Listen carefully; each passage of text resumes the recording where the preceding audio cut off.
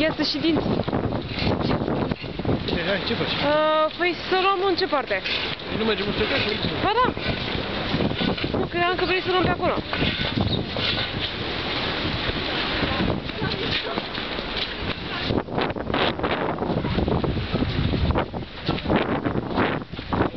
Le dai plana?